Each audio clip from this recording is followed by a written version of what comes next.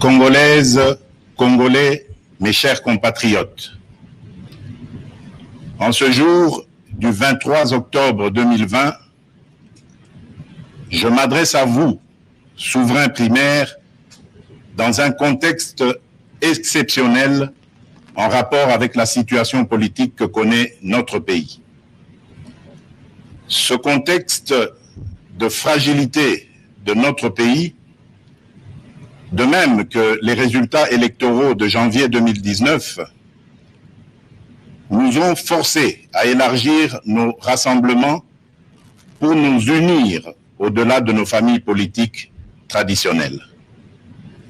Cet effort de recomposition a touché aussi bien le pouvoir sortant que l'ancienne opposition, ce qui a conduit à une situation inédite où des adversaires farouches d'hier sont devenus des alliés. Nous avions choisi de gérer le pays au sein d'une coalition qui semblait constituer la solution idoine pour sortir le pays de ces différentes crises récurrentes et préserver ainsi les acquis de l'alternance. Malheureusement, près de 2 ans après, les divergences qui persistent entre les partis signataires de cet accord plombent les ailes de l'espoir de notre envol vers le développement. Ces divergences portent notamment sur les questions relatives à la paix et à la sécurité nationale, à la Commission électorale nationale indépendante, à l'organisation des élections, à la gestion du portefeuille de l'État, à la territoriale, à la diplomatie, à l'indépendance de la justice et à l'instauration de l'État de droit qui sont un enjeu majeur pour notre nation. L'importance de ces questions me convainc qu'elles ne doivent être laissées à la merci d'un seul groupe politique. Elles nécessitent un large consensus national. Mes chers compatriotes, la tâche que vous m'avez confiée est immense.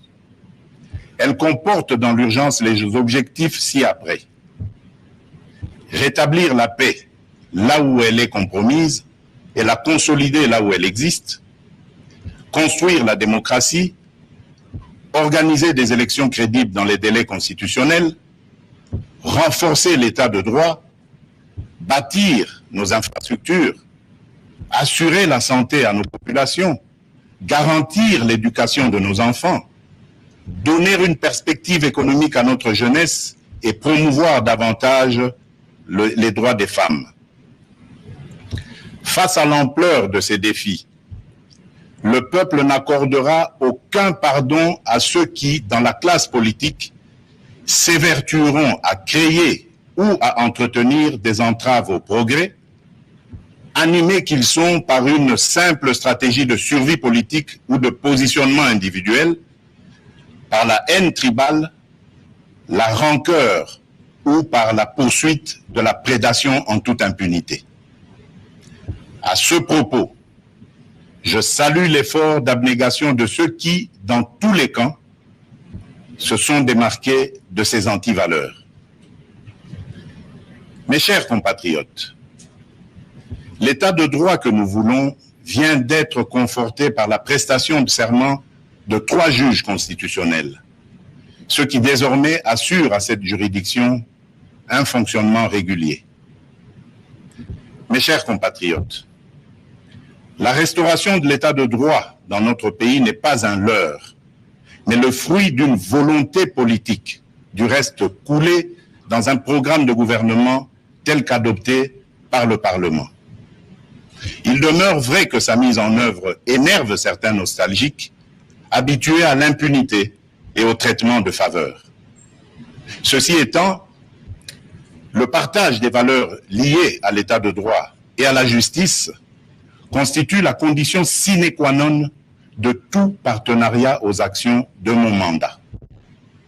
Mes chers compatriotes, chaque année, plus de 2 millions d'enfants congolais naissent et s'ajoutent au nombre déjà important de notre population. Nous sommes individuellement et collectivement responsables de leur destin.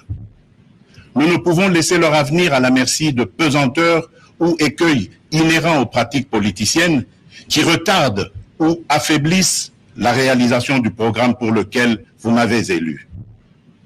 En tant que chef de l'État, représentant de la nation et symbole de l'unité nationale, j'assure par mon arbitrage, en vertu de l'article 69 de la Constitution, le fonctionnement régulier des pouvoirs publics et des institutions, ainsi que la continuité de l'État.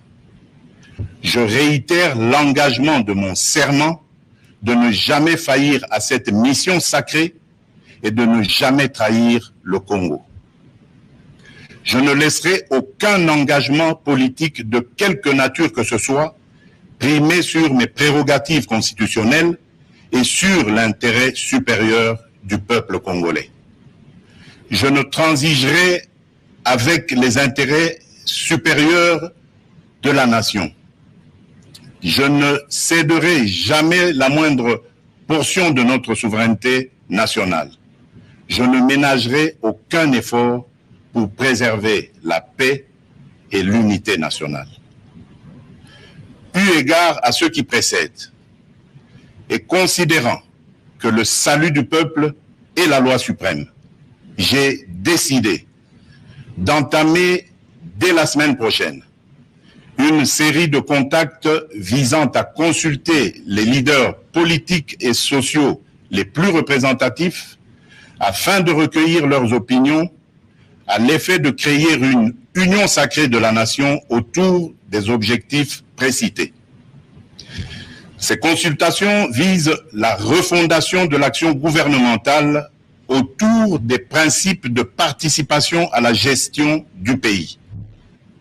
À l'issue de celle-ci, je reviendrai vers vous dans une nouvelle adresse pour vous faire part de mes décisions qui n'excluront aucun cas de figure. Debout, Congolais, prenons le plus bel élan pour un Congo fort, libre et prospère. Que Dieu bénisse la République démocratique du Congo. Je vous remercie.